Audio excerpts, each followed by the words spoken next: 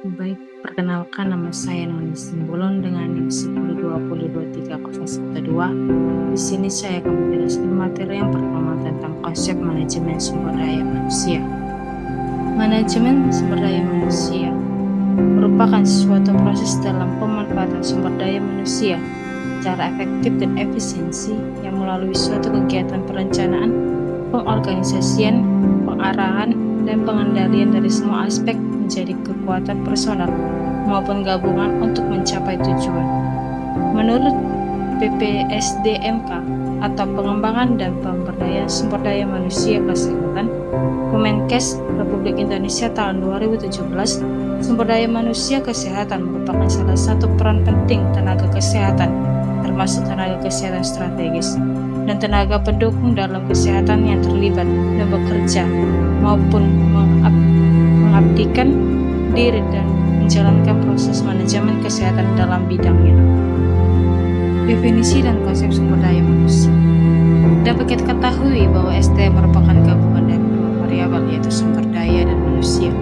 Sumber daya erat sekali kaitannya dengan ilmu ekonomi secara konvensional, sering didefinisikan sebagai ilmu yang mempelajari bagaimana manusia mengalokasikan sumber daya yang lengkap. Sumber daya sendiri memiliki definisi yang sangat beragam. Setidaknya pengertian sumber daya yang dijelaskan dalam Encyclopedia Webster mencakup 3 aspek, yakni 1. Kemampuan untuk memenuhi atau menangani sesuatu. Yang kedua, sumber persediaan, penunjang atau bantuan. Yang ketiga, sarana yang dihasilkan oleh kemampuan atau pemikiran manusia. Dalam pengertian umum, sumber daya sering didefinisikan dengan sesuatu yang memiliki nilai ekonomi. Terdapat definisi yang jauh lebih luas. Yang dimaksud dengan sumber daya itu harus memiliki 2 kriteria. Yang pertama, harus ada pengetahuan, teknologi, keterampilan untuk menggunakannya. Kedua, harus ada pemetaan terhadap sumber daya tersebut. Jika tidak ada kedua kriteria tersebut yang dimiliki, maka disebut nilai yang bersifat netral. Maka definisi sumber daya di sini mengarahkan pada sifat kegunaan baik untuk masa sekarang maupun masa yang akan datang. Fungsi dan manajemen sumber daya manusia. Adapun fungsi manajemen merupakan sebuah di mana menjelaskan secara singkat fungsi-fungsi manajemen sebagai berikut. Yang pertama, perencanaan. Merencanakan tenaga kerja secara efektif dan efisien agar sesuai dengan kebutuhan perusahaan dalam mewujudkan tujuan. Kedua, pengorganisasian. Menyusun suatu organisasi dengan mendesain struktur dan hubungan antara tugas-tugas yang harus dikerjakan oleh tenaga kerja yang dipersiapkan. Yang ketiga, pengarahan.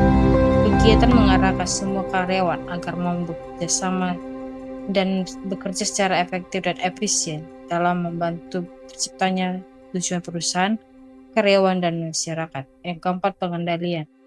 Kegiatan mengendalikan semua karyawan agar mentaati peraturan-peraturan perusahaan dan bekerja sesuai dengan rencana. Yang kelima, pengadaan tenaga kerja. Proses penarikan, seleksi, penempatan, orientasi, dan induksi untuk mendapatkan karyawan yang sesuai dengan kebutuhan perusahaan. Yang keenam, pengembangan. Proses peningkatan keterampilan teknis, teoritis, konseptual, dan moral karyawan melalui pendidikan dan pelatihan. Selanjutnya, yang ketujuh, kompensasi pemberian balas jasa langsung dan tidak langsung, uang atau barang kepada karyawan sebagai imbalan jasa yang diberikan kepada perusahaan. Yang kedelapan, pengintegrasian. Kegiatan untuk mempersatukan kepentingan perusahaan dan kebutuhan karyawan agar tercipta kerjasama yang serasi dan saling menguntungkan. Yang kesembilan, pemeliharaan. Kegiatan untuk memelihara atau meningkatkan kondisi fisik, mental, dan loyalitas karyawan agar mereka mau bekerja sampai pensiun. Pemeliharaan yang baik dilakukan dengan program kesejahteraan yang berdasarkan sebagai besar kebutuhan karyawan. 10. Kedisiplinan. Keinginan dan kesadaran untuk mentaati peraturan-peraturan perusahaan dan norma-norma sosial. Yang ke-11, pemutusan hubungan tenaga kerja. Putusnya hubungan tenaga kerja seseorang dan suatu perusahaan Pemutusan hubungan kerja ini dapat disebabkan oleh keinginan karyawan, keinginan perusahaan, kontrak kerja berakhir, pensiun, dan sebab lain.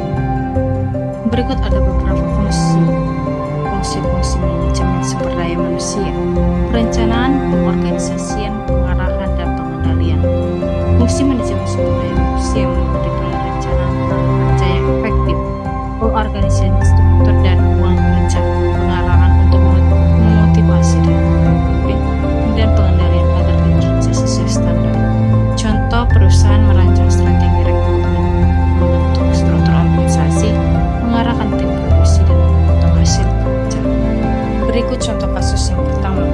PT Mekarja yang memiliki sistem evaluasi kinerja tahunan yang melibatkan penilaian atasan, rekan kerja, dan bawah. Menurut hasil penelitian, data hasil evaluasi digunakan untuk menentukan promosi, pelatihan, dan pemberian bonus. Berdasarkan kasus tersebut, langkah ini termasuk lingkup manajemen sumber daya manusia dalam aspek apa? A. Manajemen reformasi, B. Staffing, C. Rancangan organisasi, D. Komunikasi dan hubungan masyarakat, E. Pengembangan pekerja dan organisasi. Jawabannya A.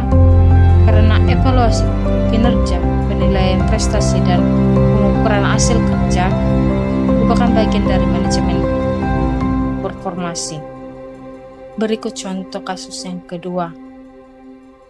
Sebuah rumah sakit swasta di kota Jakarta baru saja menyusun bagian struktur organisasi yang jelas, membagi setiap bagian sesuai tugasnya, dan menentukan hubungan kerja antara perawat, dokter, staf administrasi, dan manajer. Langkah ini dilakukan agar alur kerja menjadi lebih teratur dan tidak terjadi timpang tindih tugas. Berdasarkan kasus tersebut dapat kita ketahui fungsi manajemen sumber daya manusia yang dilakukan adalah A. Pengintegrasian, B. Pengorganisasian, C. Pengendalian, D. Pemeliharaan, dan E. Perencanaan. Jawabannya itu B. Pengorganisasian. Karena menyusun suatu organisasi dengan mendesain struktur dan hubungan antara tugas-tugas yang harus dikerjakan oleh tenaga kerja rumah sakit. Dalam kasus ini membagi tugas secara jelas dan menyusun hubungan kerja sesuai fungsi masing-masing. Baik, di sini saya akan melanjutkan materi yang kedua tentang fungsi manajemen sumber daya manusia. Perencanaan sumber daya manusia yaitu merencanakan tenaga kerja secara efektif serta efisiensi agar sesuai dengan kebutuhan perusahaan. Dalam membantu terwujudnya tujuan, perencanaan dilakukan dengan menetapkan program kepegawaian. Adapun 4 aspek dalam perencanaan SDM masing-masing sebagai berikut: proyeksi jumlah karyawan yang dibutuhkan, identifikasi sumber daya manusia yang tersedia dalam organisasi, analisis keseimbangan penawaran dan permintaan, program aksi. Faktor-faktor yang mempengaruhi perencanaan SDM adalah: pertama adalah faktor internal. Faktor internal tersebut terdapat berbagai kendala yang terdapat di dalam organisasi, seperti rencana strategis, perluasan usaha atau kegiatan baru, rancangan organisasi, anggaran, estimasi produksi dan penjualan, dan tugas pekerja lainnya. Selain itu, faktor internal juga dapat dikelompokkan berdasarkan sistem seperti sistem informasi manajemen, sistem manajemen keuangan, sistem pemasaran dan pasar, dan sistem manajemen operasional. Berikut faktor eksternalnya. Faktor eksternal tersebut merupakan berbagai faktor yang tumbuh dan berkembang berada di luar kemampuan perusahaan untuk melakukan kontrol, seperti situasi ekonomi, sosial, budaya, politik, peraturan perundang-undangan, teknologi, dan pesaing. Berikut ada 3 alasan mengapa pentingnya perencanaan sumber daya manusia. Yang pertama, kepentingan perusahaan. Yang kedua, kepentingan individu. Yang ketiga, kepentingan nasional. Berikut beberapa langkah kunci dalam menggerakkan sumber daya manusia.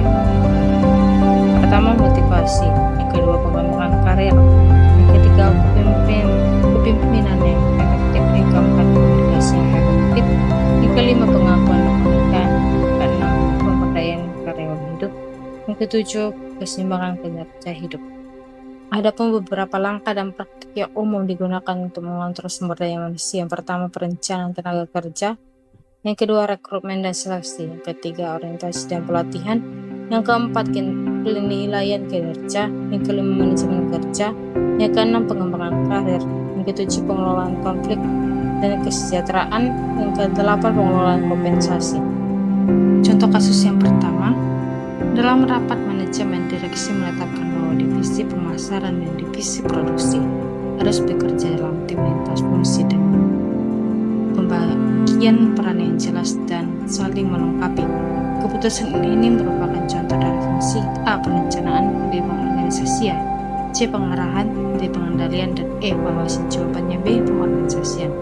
Fungsi pengorganisasian tidak hanya mencakup menyusun struktur formal, tetapi juga menentukan fungsi hubungan kerja, pembagian tugas, dan koordinasi antar bagian. Contoh kasus yang kedua, di sebuah puskesmas, dokter melihat pekerjaan di ruangan IGD sering tumpang tindih.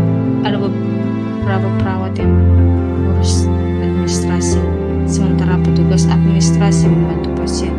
Kepala HR memutuskan membuat pembagian tugas yang jelas, menetapkan siapa bertanggung jawab di setiap shift, dan membuat jalur koordinasi. Langkah ini termasuk proses. Jawabannya B. Pengorganisasian.